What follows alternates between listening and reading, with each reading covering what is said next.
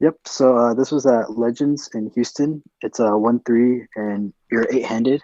Well, so is this 1-3 match the stack, right? Yeah.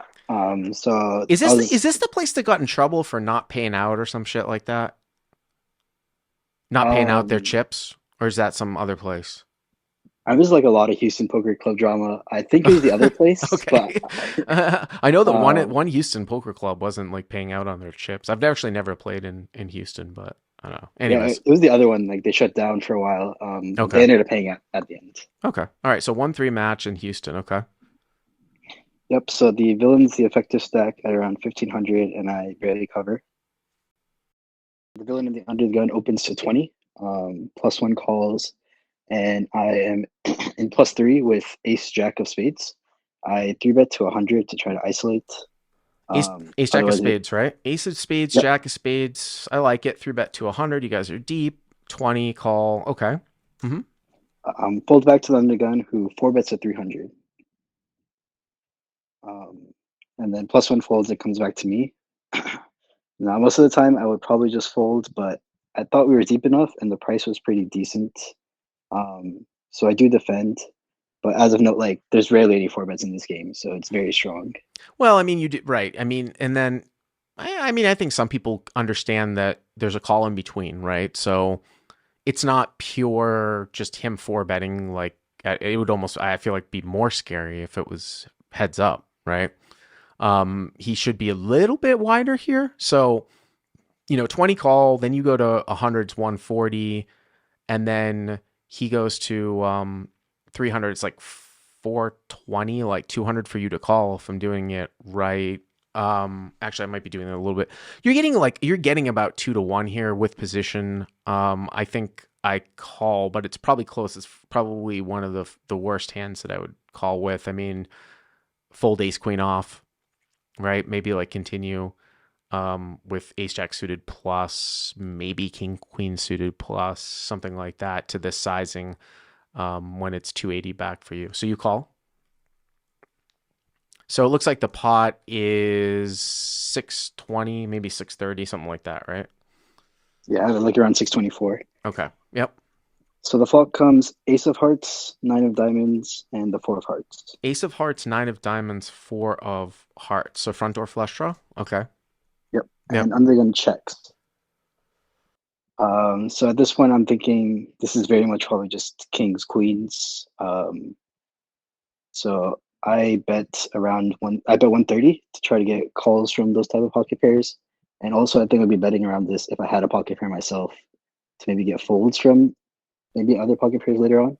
So you bet Um, 130 into 630 here, yeah, right? And you guys have like 1200, so it's about an SPR of 2.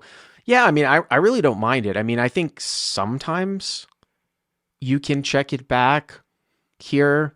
I seem to remember this whole thing too at this stacked up of backdoors where, although I think it was that Ryan DePaulo episode, I think it's usually when you miss, but like sometimes like when you have a backdoor, you want to do more checking back just in case you get blown off, your hand. I'm assuming that if you get check raised here, you're planning to bet fold, I assume. It just seems really insane for somebody to check raise bluff in a spot like this, but I don't know. I mean, I would say, given the action and the blocker here, that you probably do have the best hand here a fair amount. And all pairs, like from like tens plus, queens and kings, are probably going to check call once. So it's kind of hard to go multiple streets here. The question is, where do you want to get your value? Is it here, check back turn to like, blast river, or continue to bet turn? But it's hard to go 3 streets against kings here, I would say. yeah. So I was just trying to get a little bit of value from a pocket pair. I don't expect to get any more than the Right, right. flop. And then you might get your value more frequently now on the flop. So okay, so you bet 130. Yep. Yep. And then he calls. So the pot's around 880. So call. So 880. Okay. And then the turn comes a Jack of Hearts. So the front door heart comes in, but you now have top two, right? Yep. So in my mind, I'm thinking like if we put him on like this very tight range, right? He has king queens mainly with like with a heart, and then um maybe a really weird played ace king trying to But slow play. by the way, I will also say that most of the time in a 4 bet pot, almost all of the time, the hand is already non-standard because he probably should be betting here with almost everything. That's the one thing that I learned. I mean, in theory, right? In a 4-bet pot, unless it's like the most connecting type of board. Now, I guess once in a while at the stack depth, there might be checks with like kings, king of hearts, queens, queen of hearts, but a lot of hands are bet off here on this board in a 4-bet pot. Now you beat ace king, you beat ace queen. By the way, another hand that the guy might have would be like some sort of 4-bet bluff with like ace five and then, playing like a pot control. So you beat ace king, ace queen. And like you said, like, what hand makes the most sense? Maybe like kings or queens. I mean, I might like a small bet again. At this point, you can't fold, I don't think, when you bet if he jams on you because it would be so weird. He's going to check a flush draw on a 4-bet pot. I mean, that hand's almost bet 100%, I would say. Like if he had like king, queen of hearts as a 4-bet, you know what I mean? Yeah. So it's just, it's kind of bizarre. So he checks to you again. Yep. Okay. And this is the point where like the stack depth is a little weird in that if I Yeah. bet like any big, like I won't be able to fold the river on any run out. So I bet 225. So you have about 1,000 to 1,100, right? And the pot's like right around 9, just under 9, right? Eyeballing it, I would say. Let me do some math here. So I think I have like 1.1 roughly. Right. And the pot's just under 9. So Yeah, you bet how much? 225. Yeah, I mean, I Um, don't mind it. I mean, I would just say that it would be very, very. And by the way, if you're going to bet 225 here, so check hero 225, you cannot fold if you get jammed on. Like you can't fold. yeah, I mean, I Yeah, don't have any plans on folding if he jams on the yeah, turn. yeah. Like Okay. I'm So you at like bet. towards the top of my range here. Yeah, so you bet 225. Okay. And then under the gun calls, so now the pot's around 1330. So 1330 now, and you have like maybe 900 or so left, something like that, right? Yeah, the exact amount is 860. Okay. Uh-huh. Um, so once he calls this, like I did give a price for like a pocket pair with a heart to call, like kings with a king of hearts or something. Mm-hmm. Um, but the river comes to king of clubs, and then under the gun just jams for 860. I mean, that's a shitty card. It's a little bit strange that why is he like what does the king do? Right? Like what like I mean, it is a 4-bet pot, so maybe you don't have that many suited cards. Like it's a really sort of thing, especially when the Jack of Hearts comes on Ace of Hearts, 9 of Diamonds, 4 of Hearts, Jack of Hearts. Like it might only be like King, Queen of Hearts, right? Because you can't have Queen, Jack of Hearts. So, and I don't know if this guy is thinking on that level. So it's not like you have a ton of flushes here. With that being said, if he was playing defensively against a flush, what does the king really change? I don't know if he recognizes the fact, especially with a Broadway turn heart coming, that there's just really not that many flushes here. If you're not calling a 4-bet with like queen 10 of hearts, it's really only king queen of hearts. So it doesn't make that much of a difference that the heart comes in. It's just kind of strange to check call and then lead a river where it doesn't really change all that much with the heart out there. I'm trying to think of like, is there a bluff here that you could like ace queen with like the queen of hearts? Like it would just, it's not gonna, you're not gonna see a guy just rip as a bluff here. I don't think.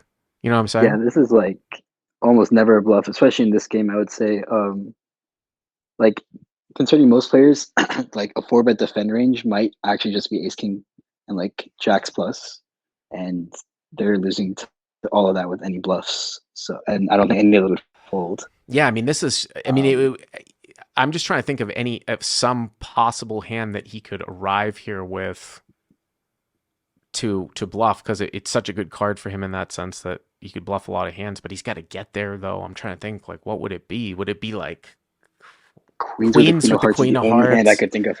Queens with the queen of hearts.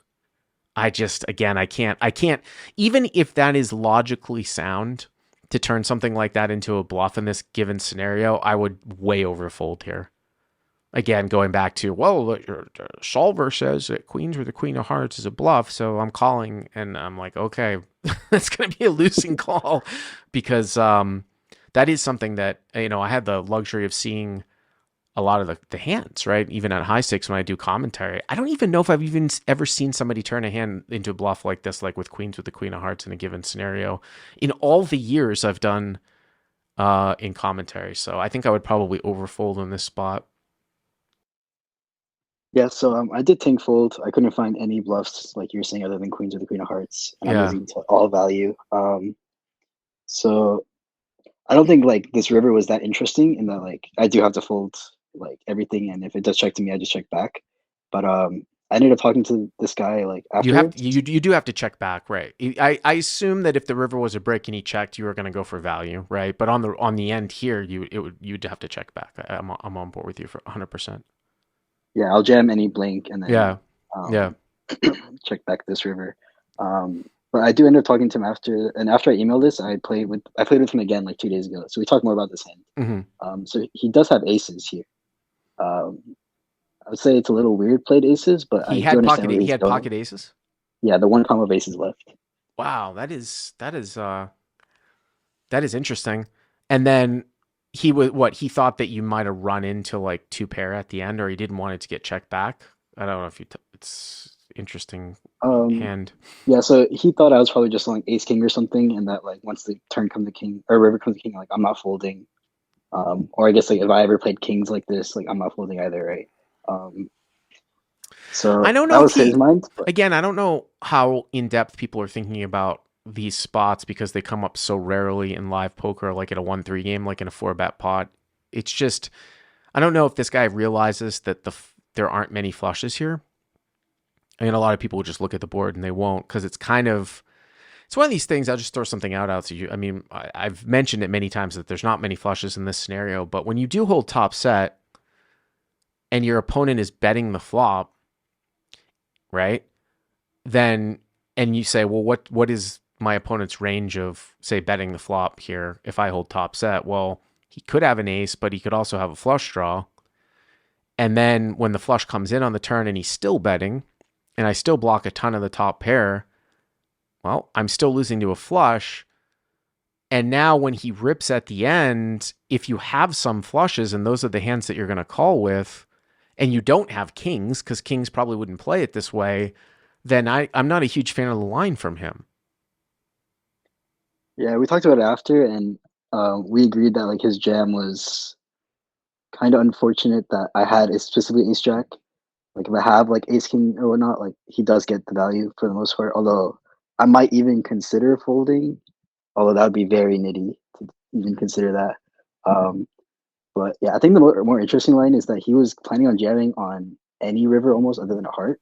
Mm-hmm. Say it comes like a brick and he just open jams. Like, can we ever fold on this? I don't think so. Yeah, no, like if the river was well, if the but I mean, isn't that the same thing as him check jamming the turn? If the river's a deuce and he just open jams, isn't that the same thing as him check jamming the turn? Or it's slightly different because like he might just go bizarre, like if he has one card to come with like kings with the king of hearts because he thinks like he doesn't know what to do, so he just check jams the turn. I there isn't that much of a difference if it's a brick, whether he check jams turn or I think open rips. I mean, I'd have a hard time folding if you open rip on a black deuce at the end. Yeah, I mean, I think I would end up calling it off as well. Mm-hmm. Yeah, I just thought it was an interesting spot. Yeah, for Seeing sure. the aces check on the flop. Yeah. All right. Thanks very much for the call. Appreciate it.